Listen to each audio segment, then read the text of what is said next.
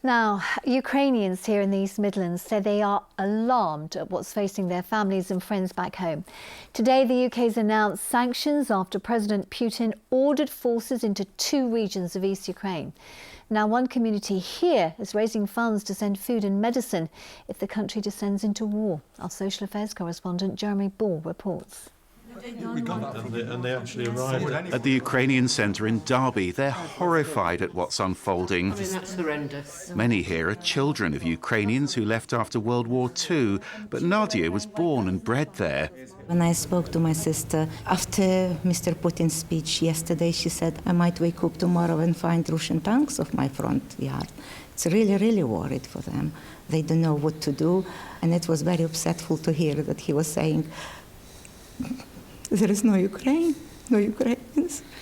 We do speak Ukrainian language, we've got our country, we've got our homes in Ukraine. Right, my friend lives in Kyiv, the capital of Ukraine. Maria's worried about one of her closest friends there. They spoke on the phone last night. It's shocking. She was saying people were beginning to panic. Food was extremely expensive now.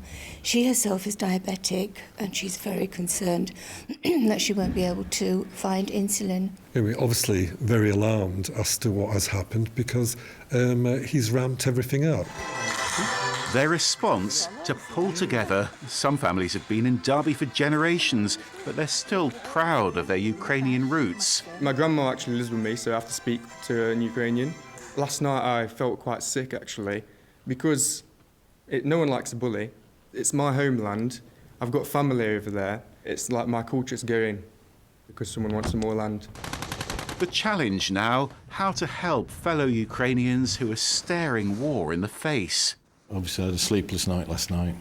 We're not exactly going to go over there and pick up arms, but the least we can do is help financially, ship medical supplies and food packs, blankets, emergency shelters, humanitarian aid in the event of a catastrophe if war breaks out.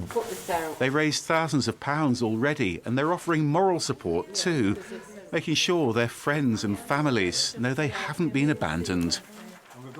And events moving fast today with an international response and a summit right here in Leicestershire to discuss the Ukraine crisis.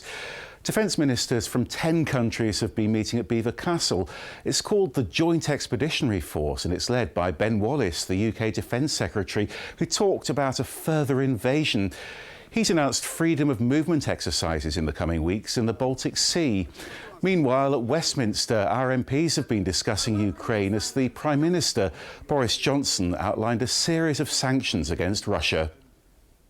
Ruble by ruble, we must rid our nation of Putin's dirty money because of his acts overnight and those lives already lost. I urge my right honourable friend to blacklist all Russian banks, but to ban the city and law and accountancy firms from servicing all Russian state firms, and to work with Turkey to deny the Russian Navy access to the Bosphorus and ensure we have an atrocity prevention strategy in place for when the paramilitaries go in alongside the peacekeepers. So why has it come to a military confrontation? Well, Russia's Vladimir Putin says Ukraine is a threat to his country. Today he's warned of nuclear ambitions, missiles that could reach Moscow. He wants a commitment that Ukraine won't join NATO.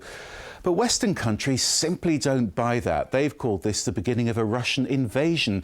NATO says it can't accept a return to an age where superpowers bully and dictate and intimidate.